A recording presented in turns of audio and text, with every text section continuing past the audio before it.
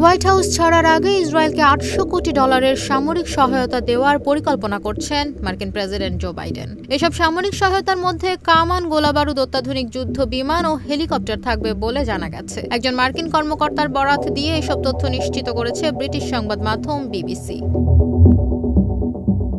নাম প্রকাশ না করার শর্তে ওই কর্মকর্তা বিবিসিকে বলেন, ইসরায়েলের কাছে অস্ত্র বিক্রির বিষয়টি মার্কিন পররাষ্ট্র দপ্তর এরই মধ্যে কংগ্রেসকে অবহিত করেছে। বিবিসির প্রতিবেদনে বলা হয়েছে, নতুন এই সহায়তা প্যাকেজটি 1 বছর বা তারও বেশি সময় ধরে ইসরায়েলের কাছে সরবরাহ করবে যুক্তরাষ্ট্র। তবে বাইডেন প্রশাসন চেষ্টা করবে প্রেসিডেন্ট বাইডেন হোয়াইট হাউস ছাড়ার আগেই বেশিরভাগ সরবরাহ সম্পন্ন করার। আগামী 20 জানুয়ারি মেয়াদ শেষ হচ্ছে জো বাইডেনের। ওই দিন নতুন প্রেসিডেন্ট হিসেবে শপথ নেবেন ডোনাল্ড ট্রাম্প। তার আগেই বাইডেন প্রশাসনের এই চুক্তি পাশ হতে হবে মার্কিন কংগ্রেসে।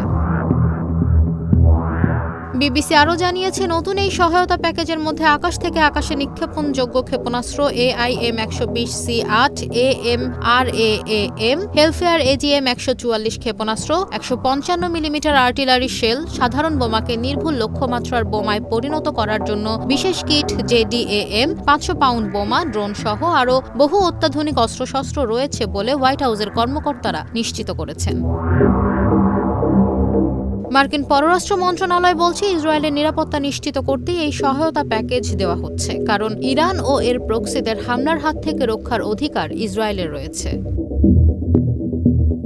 এদিকে ইসরায়েল বিরোধী বিক্ষোভকারীরা গত কয়েক মাস ধরে ইসরায়েলের কাছে অস্ত্র বিক্রি বা সামরিক সহায়তা দেওয়া বন্ধ করার দাবি জানিয়ে আসছে। তবে এসব বিক্ষোভ উপেক্ষা করে ইসরায়েলের সামরিক সহায়তা অব্যাহত রেখেছে যুক্তরাষ্ট্র। গত বছরের আগস্টেও ইসরায়েলকে $2000 কোটি সামরিক সহায়তা দিয়েছে বাইডেন প্রশাসন। মার্কিন প্রতিরক্ষা মন্ত্রণালয় জানিয়েছে, 2023 সালের 7 অক্টোবর ইসরায়েল ও হামাসের মধ্যে যুদ্ধ শুরু হওয়ার পর থেকে যুক্তরাষ্ট্র এ পর্যন্ত 50,000 টনের বেশি অস্ত্র ও সামরিক সরঞ্জাম দিয়েছে ইসরায়েলকে।